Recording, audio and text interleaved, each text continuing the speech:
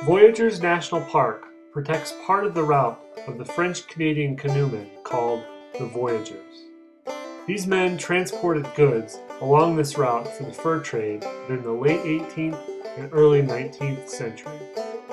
During our trip to Voyageurs National Park, we wanted to feel a little bit of what that lifestyle might have been like. Things had changed. For instance, we would be traveling by Kevlar instead of birch bark canoe, as shown here. We spoke with seasoned veteran of all things canoeing, Jerry from the Fishermen, for tips on where to go for our 3-day journey into Voyageur National Park. Where on the map you were suggesting we go, to kind of describe our route for us that you were talking about? Well, rather than get your canoe into the heavy open water of Rainy Lake, I thought if you went to the Ash River Trail Visitors Center, which is down here on what they call the Cab Narrows, you're in a lot more protected area with islands and narrow channels, and then you can go and you can probably paddle up to visit the place called Kettle Falls, which is the original hostel of the old logging and gold mining days of Rainy Lake. So off we went to put into Lake Kabetogama at the Ash River Visitor Center. We were treated to a gorgeous evening with calm waters as we headed to our first campsite.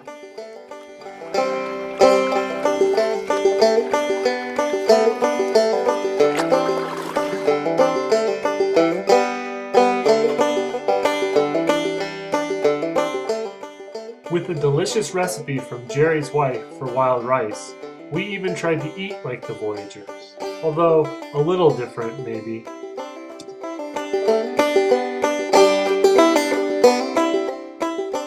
The next morning we noticed there were no mosquitoes and were suspicious.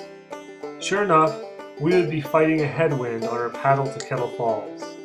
We charted a course that would keep us on the leeward side of the islands, but canoeing is hard work, and we did as we assumed the Voyageurs would do, and took a swim break.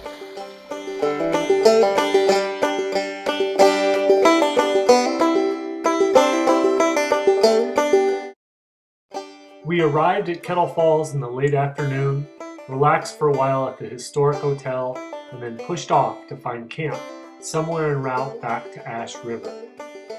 We were racing a storm and had a bit of trouble finding an unoccupied place to camp, but set up on a beautiful island before a fierce rainstorm blew in after sunset. The next morning we paddled hard to make it back to Ash River, where we finished our journey along the route of the Voyageurs. This is a loon. Last night we heard incredible noises.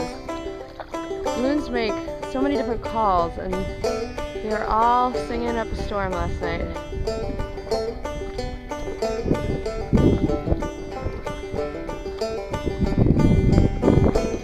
Goodbye, loon.